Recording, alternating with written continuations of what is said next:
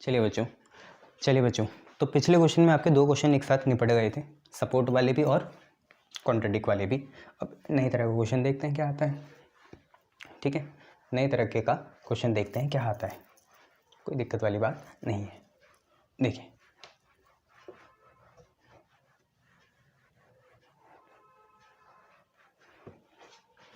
आओ देखो, हमें बोला कि the probability of specific problem being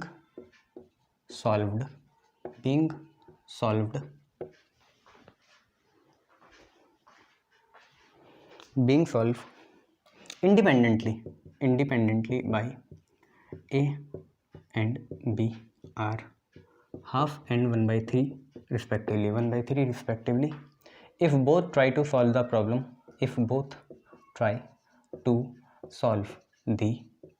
अगर दोनों प्रॉब्लम को सॉल्व करने का ट्राई करें तो फाइंड प्रोबेबिलिटी दैट, इस चीज़ की प्रोबेबिलिटी निकालिए।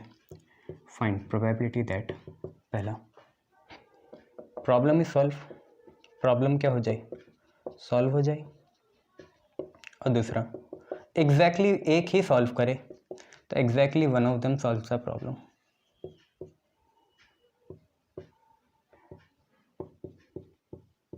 ये चीज़ है। तो आपको क्वेश्चन क्या बोल रहा है, सिंपल सी बात है कि ए और बी एक प्रॉब्लम को इंडिपेंडेंटली सॉल्व कर सकते हैं। जैसे मैं हूँ और मैंने चिंटू पिंटू को एक प्रॉब्लम दी और दोनों अलग अलग रूम में जाके या आगे पीछे बैठ के प्रॉब्लम को सॉल्व करें इंडिपेंडेंटली, उसकी प्रोबेबिलिटी हाफ और 1/3 है। तो अभी इवेंट मान लो, बाकी बातें बाद में। इवन है event that A solves the problem, A solves problem. Even ये इवेंट है कि ए प्रॉब्लम को सॉल्व करे तो प्रोबेबिलिटी इवन हो जाएगी 1/2। अच्छा, इवन बार फिर क्या इवेंट होगा वो लिख देना। इवन बार एक इवेंट है कि ए प्रॉब्लम सॉल्व नहीं कर पा रहा, unable to solve the problem, तो वो होगा 1 - पी इवन, वो भी 1/2 ही होगा।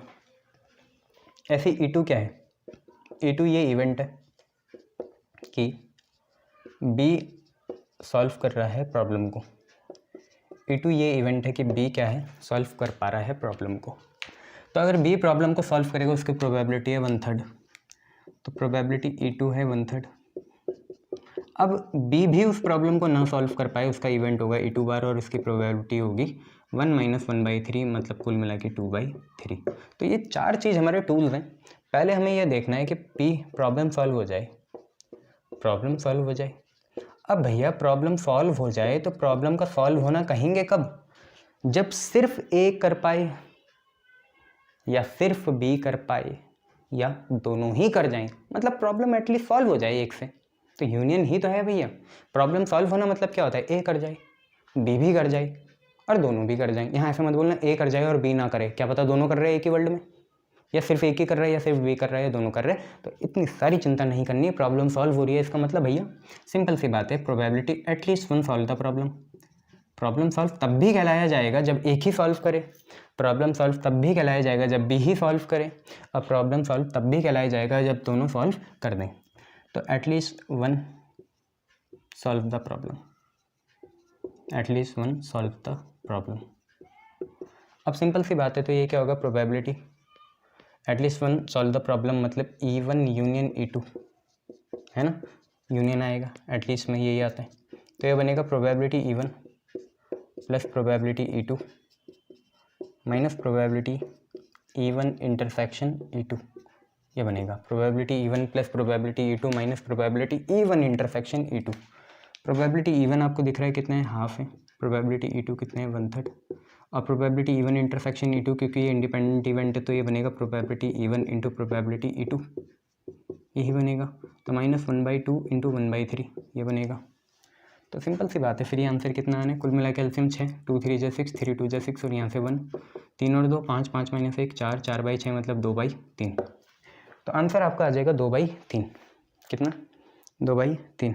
चलिए इसके बाद दूसरा क्या है कि एग्जैक्टली एक ही प्रॉब्लम सॉल्व करे। अब यहाँ पैरेलल वर्ल्ड वाली कंडीशन, कि पहली अर्थ में क्या हुआ, ए ने सॉल्व करा और उसी समय बी नहीं कर पाया, और दूसरे वर्ल्ड में क्या हुआ, ए नहीं कर पाया और बी ने सॉल्व कर दिया, क्योंकि करना एक ही को है।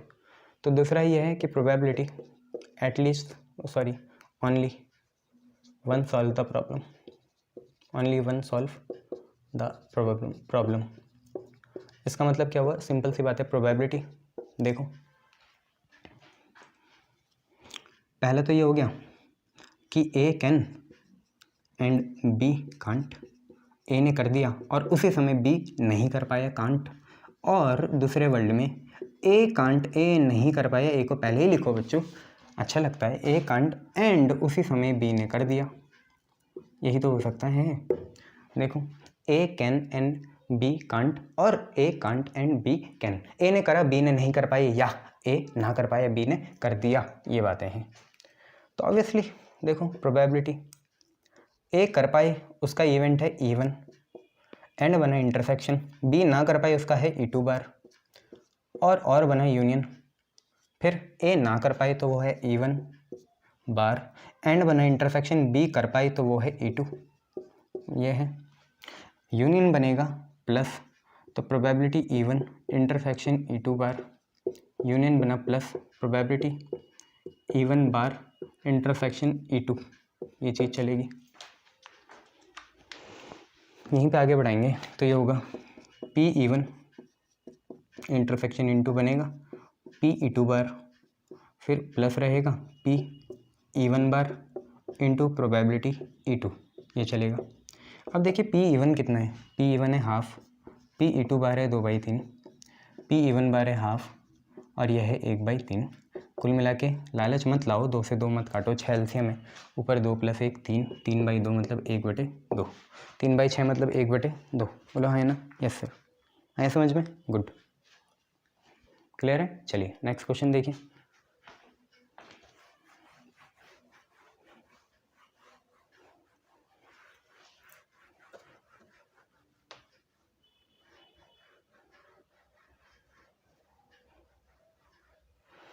दो भाई बहन है, अमित और Nisha, Amit and Nisha appear for an interview, Amit and Nisha appear for an interview for 2 vacancies in a company, छोड़ो से। Probability of Amit selection, probability of Amit apostrophe होगा, छोड़ो उसे, गोली मारो, Amit selection is 1/5 and of Nisha's selection is 1/6, find probability that, इस चीज़ की प्रोबेबिलिटी निकालो कि both of them are selected, ए भी हो जाए बी भी हो जाए, बोथ ऑफ देम, अबे 1 डिग्री क्या बना रहे हो sir, both of them are selected, दोनों हो जाए, एटलीस्ट नहीं बोला बच्चे, बोथ बोला, बोथ मतलब दोनों ही का ही हो रहा है, मतलब इंटरसेक्शन है, एटलीस्ट नहीं बोला। अब दूसरा है only one of them is selected, only one of them is selected. तीसरा है at least one of them is selected, महा क्वेश्चन है। चौथा है none of them is selected, none of them is selected, ये क्वेश्चन है।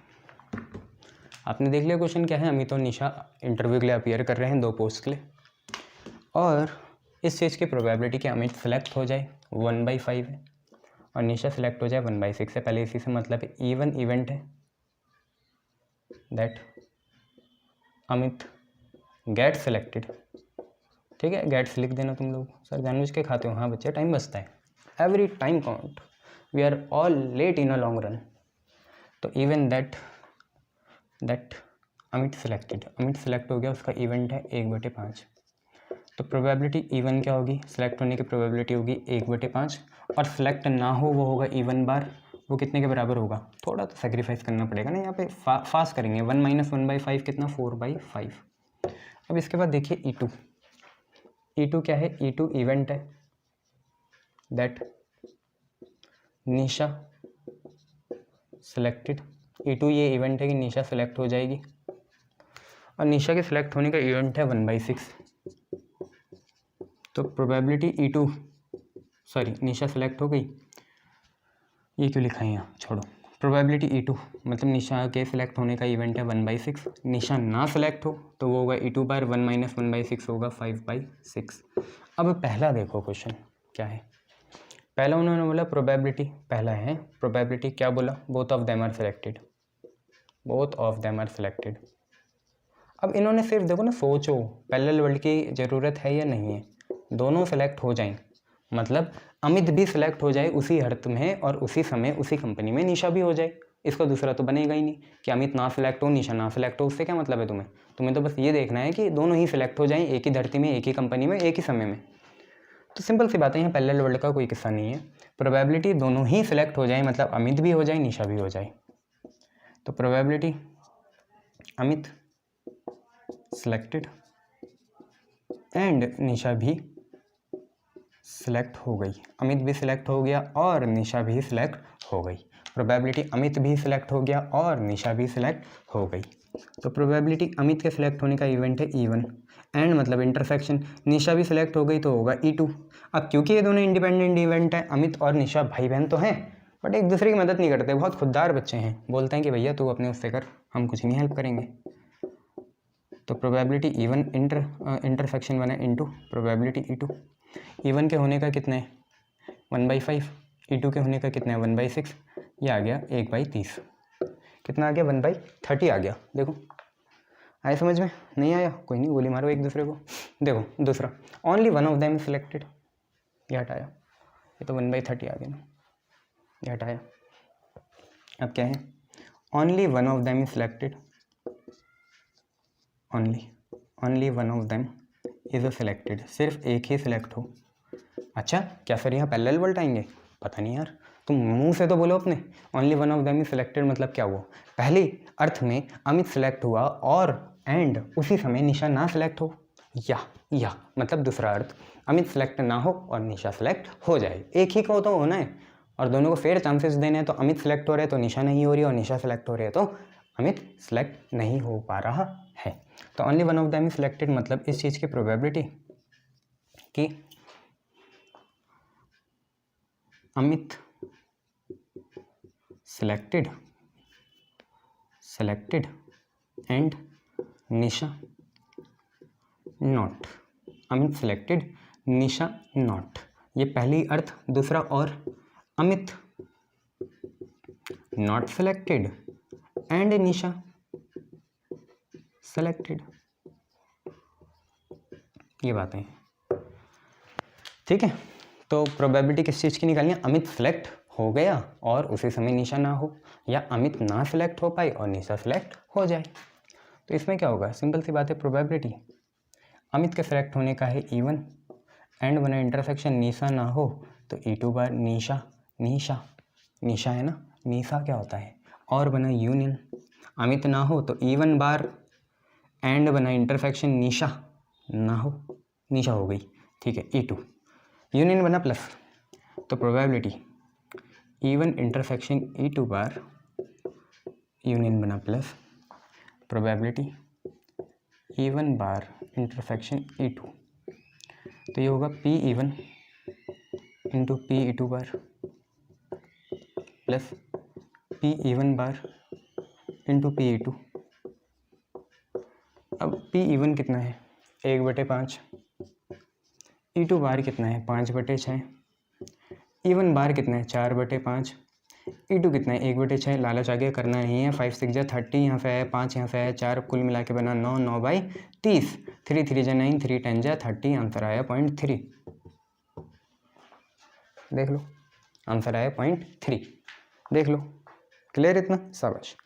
तीसरा क्या है, at least one of them select हो, मतलब उसी दुनिया में अमित हो जाए चलेगा, निशा हो जाए चलेगा, दोनों हो जाए चलेगा। तो एटलीस्ट में तो यूनियन आएगा, बोलो हाँ है ना, यस सर यूनियन आएगा। तो अब हो रहा है ना क्लियर, मैं बोलता हूँ ना चीज़ें शुरुआत के हार्ड होते हैं फिर इजी हो जाती है हमारे साथ। तीसरा, और ऐसे आपको खुद के साथ भी आदत डालनी चाहिए, probability at least one of them this selected.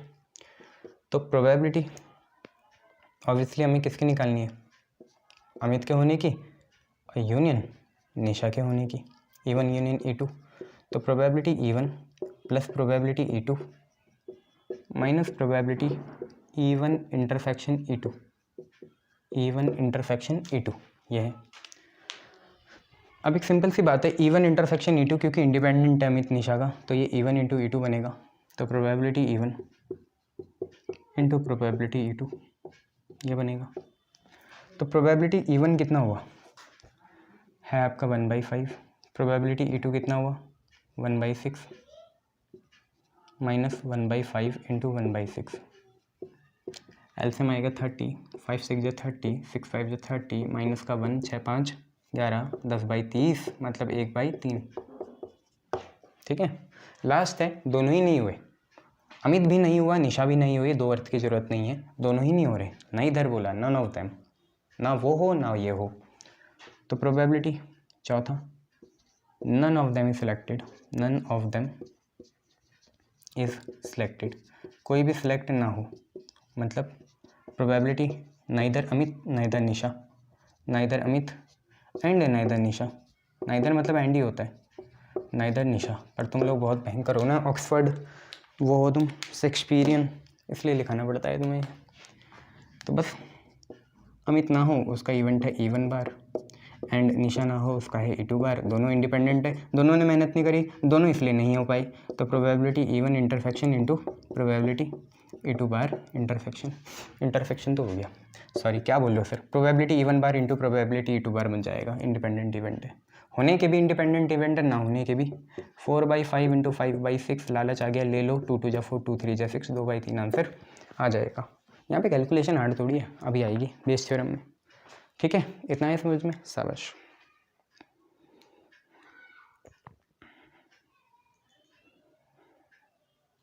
अब देखो एक क्वेश्चन और दे देता हूँ,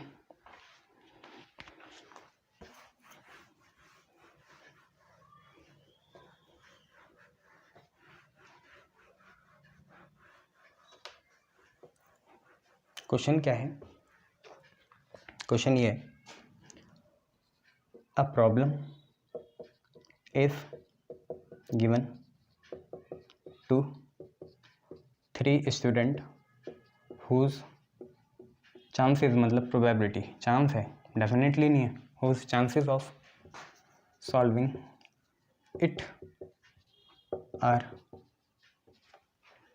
1/3, 2/7 and 3/8, find probability that problem is solve, problem is solve।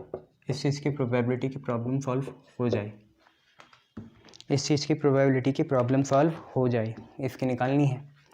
अब एक सिंपल सी बात है, देखो आप पे 3 स्टूडेंट है, चिंटू पिंटू मिंटू रोनू गोलू मोलू, ठीक है, उनके किसी प्रॉब्लम, स्पेसिफिक प्रॉब्लम को सॉल्व करने की प्रोबेबिलिटी ये रही, हमें इस चीज़ की प्रोबेबिलिटी निकालने की प्रॉब्लम सॉल्व हो जाए, वो रैंडम प्रॉब्लम सॉल्व हो जाए। अब ज़रा समझो, रैंडम प्रॉब्लम सॉल्व होने के कितने पैरेलल वर्ल्ड बनेंगे, देखो सिर्फ एक करे, पहला बना सिर्फ एक करे, सिर्फ एक ने करा, सिर्फ एक में भी 3 केस, मान लो एक प्रॉब्लम 3 स्टूडेंट को दी, ये ए है, ये बी है, ये सी है, ए ने करा, बी ना कर पाए, सी ना कर पाए, ए ना कर पाए, बी कर पाए, सी ना कर पाए, ए ना कर पाए, बी ना कर पाए, सी कर जाए, 3 तो यही हो गए। और देखो ये तब भी सॉल्व माना जाएगा प्रॉब्लम को जब सिर्फ एक कर पाए, जैसे यहाँ ए कर पा रहा है, यहाँ सिर्फ बी कर पा रहा है, यहाँ सिर्फ सी कर पाए है। प्रॉब्लम को सॉल्व तब भी मानेंगे जब सिर्फ 2 कर पाए, सिर्फ 2 कर पाए, अरे सर सिर्फ 2 कर पाए, हाँ, ए बी कर जाए, सी ना कर पाए, बी सी कर जाए, ए ना कर पाए, सी ए कर जाए, बी ना कर पाए, सर 3 केस और, हाँ, और प्रॉब्लम को सॉल्व तब भी मानेंगे जब तीनों कर जाएंगे, ए भी कर जाएगा, बी भी कर जाएगा, सी भी कर जाएगा, इन सबके बीच में प्लस आएगा। अरे कितने केस हैं, 1 2 3 4 5 6 7 8 केस हैं, 1 2 3 4 5 6 7 केस हैं। तो इतना लंबा करेंगे क्या इसका सर कोई शॉर्टकट नहीं है क्या, सोचो। प्रॉब्लम सॉल्व हो जाए इसके तरीके बहुत हैं। तीनों ने कर दिया तब भी सॉल्व माना जाएगा, दो ही कर पाएँ तब भी सॉल्व माना जाएगा, दो ही कर पाएँ उनमें 3 केस हैं, ए बी कर जाए, बी सी कर जाए, सी ए कर जाए, और एक भी करेगा तब भी माना जाएगा कि प्रॉब्लम सॉल्व है। इतने लंबे केस थोड़ी करेंगे यार, कुछ शॉर्टकट होना चाहिए। अच्छा, प्रॉब्लम सॉल्व कब नहीं होगी? जब एक ही वर्ल्ड में ए भी ना कर पाए, बी भी ना कर पाए और सी भी ना कर पाए, तभी तो प्रॉब्लम सॉल्व ना मानी जाएगी। प्रॉब्लम कब सॉल्व नहीं होगी?